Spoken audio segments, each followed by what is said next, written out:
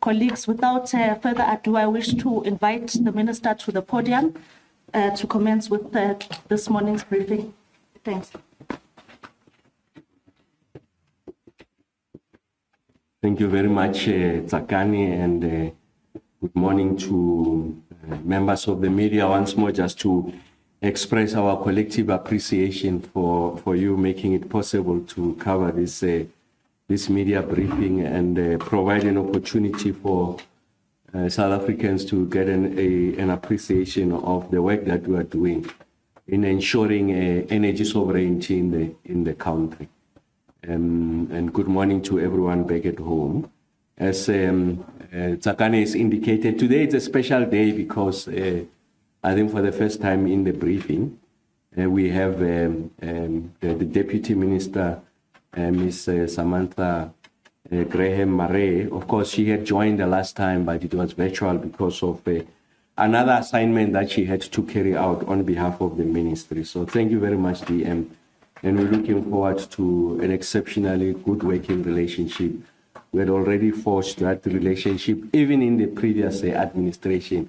Of course, we're coming from different ends. We're seeing the problem through different lenses. I think there's a collective appreciation that this is a South African problem that requires everyone to put shoulder to the wheel so that we're able to resolve this problem. So I think if you are alone, you are able to run faster. If you are more than one, you are able to go further. And that's what we intend to do, myself and Deputy Minister Samantha Graham Murray. And as indicated, we also have the esteemed team from Eskom, the executive management. Of course, we have Mr. Kgosientsho, the head of generation, and also Mr. Mondebala, the head of distribution.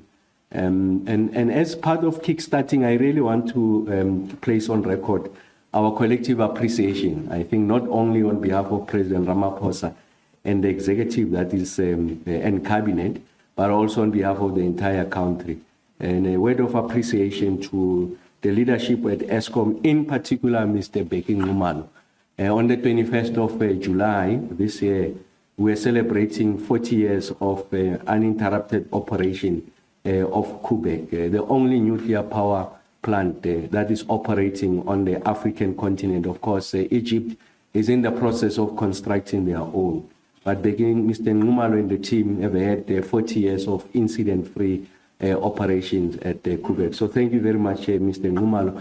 And also just to the rest of the Eskom team, in particular, the men and women at Quebec. But also in tandem to that is that we are also welcoming the fact that now we've got 20 years of operation of Quebec Unit Number 1. You know, we have decoupled the licensing as opposed to clubbing them together, Quebec Unit Number 1 and Number 2. Now we have applied for 2 separate licenses. And the National Nuclear Regulator has found that Mr. Kgosientsho and the team have followed all the necessary procedures for them to earn the right to operate the Quebec Unit Number 1 for another 20 years. So thank you very much, Mr. Kgosientsho. I think it is important that we get to appreciate and acknowledge the tremendous work that is done by the men and women of Eskom. And Mr. Kgosientsho has been at the helm of that, just an epitome of what can be achieved when we put the best amongst us, the best foot forward. And of course, this is one of the men and women of Eskom with an impeccable track record, raised his hand to lead this team, of course, led by Mr. Marokani and Dr. Mteto at the board level. But this is where the rubber hit the road. So thank you very much, Mr. Kgosientsho. Convey same to the rest of the team at Quebec. I was there myself and the DM to express our collective appreciation at the work that we continue to do.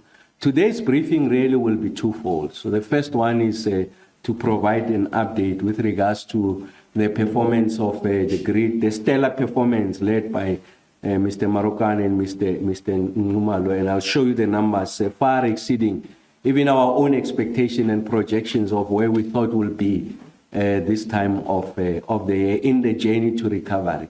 And that's why I now begin to speak of energy sovereignty, because we're getting closer to the resolution of the energy deficit. And I'll show you in numbers that we are making that kind of progress to give you the confidence as South Africans that this plan that the board has approved has worked, and has worked in part because of the commitment of the men and women at Eskom. The second part of the briefing is what I had raised as an emerging front. So I've made the case essentially that there's new challenges that are emerging, and those challenges are on the distribution front. So there are communities, as I speak to you, that are finding it very, very difficult for them to afford the electricity tariffs. That's the pricing framework is something that requires attention. And that undermines the commitment we have made in the NDP of ensuring that we are achieving universal access. So you remember that the universal access has got three elements. So when you say it's universal, we mean everyone. And we'll illustrate to you that we have not reached the universal access in the country as a result of, amongst others, the proliferation of informal settlement. Because what that does, it goes outside, if you like, a more staged and managed approach to development. And therefore, if planners, especially at municipal level, at Eskom level, are not anticipating the kind of informality that we are experiencing, it takes time for us to connect them. So you will see that I'll show you in numbers that we have not achieved that target. It will continue to be a moving target, but I think we want to get closer to achieving conditions of universality in relation to energy access. And then the second dimension of energy access has to talk to availability. So Mr. Nxumalo has helped us to resolve the one part of availability. So by availability, I mean when you get to your house, you want to switch on an electric kettle, you want to switch on the lights are on. So you know the problem that we're still resolving was the load shedding problem. So what load shedding does, it means that at parts of the day, hours of the day, across the country, there'll be communities when you get home, you want to switch on the light is not there, or the electricity is not there because we have initiated load shedding, because demand is exceeding generation. So we are resolving that question. So you will see that after 124 days or we haven't had load shedding, so consecutive days of no load shedding. So that's availability. Then the second dimension of availability is the problem we want to solve, that of load reduction. And this has to do, as I explained earlier on, with the capacity of the distribution infrastructure, be it substations or transformers, that can carry the load that is placed on them, because that load is exceeding the notifiable maximum demand. So it's exceeding what is in fact the capacity of that distribution infrastructure, and that comes about as a result of this proliferation of informality, illegal connection, amongst others, including the fact that we have not refurbished, maintained, and protected these assets over a period of time. But for the end consumer, the net result is the same, is that they've got periods in the day where they don't have electricity. And what is the tragedy of that situation is that is affecting poor areas. So it's the poor that are carrying the brunt of this, and it's going to introduce conditions of energy inequality in our country. So if you like, the multidimensional measure of inequality is taking another form, that of energy access, being a metric that realizes or defines, if you like, inequality in our country. And it's a situation that we want to arrest. And then on the issue of access, so I did say the first one is just connectivity, universal access. The second one has to do with availability. And then the third dimension of that has to do with affordability. So there's been an exponential rise in the cost of electricity. So our electricity pricing plan needs to kick in, and that's the primary preoccupation of the work of the ministry now, working with Mr. Bala from the Eskom side, the distribution side, working with municipalities, and also by definition working with the SALGA. We have seen a number of initiatives on the part of municipalities that have enraged communities, a surcharge of 200 rand here, what they call a network fee. So we really don't want to publicly engage in the merits of whether the 200 rands is needed or not. What we want to do is to find a more enduring and robust solution to this problem. And I want to say to you that post our briefing the last time, we did meet with SALGA as promised, and we're working, like I said, in the latter stages of the sixth administration. We had already started to address the question of affordability and pricing, and of course also the tariff structure. I'm happy to report that that conversation has happened with SALGA.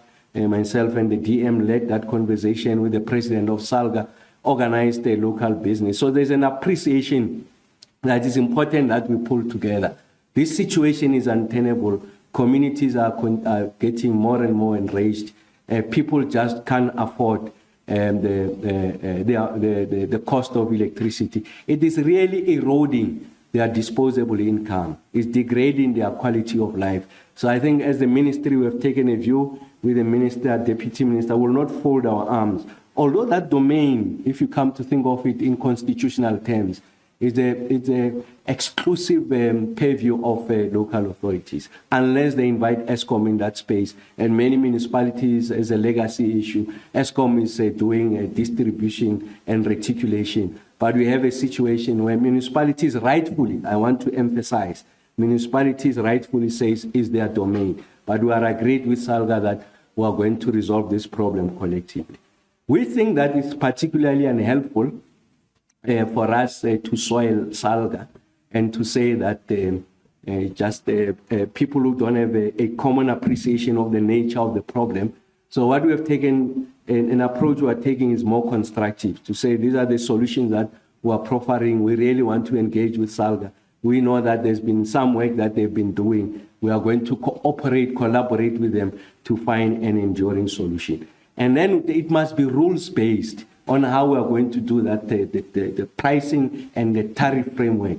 And this is where the role of NERSA is indispensable. I want to emphasize. NERSA is indispensable to the resolution of this question. As an independent authority, they've got a duty to protect the consumer. They've got a duty to interrogate the proposed tariff increases from Eskom and also from municipalities. The plans that they have to present to NERSA are important for the purposes of NERSA arriving at an objective determination. So what we're going to do is not to pressure NERSA, but is to work with NERSA.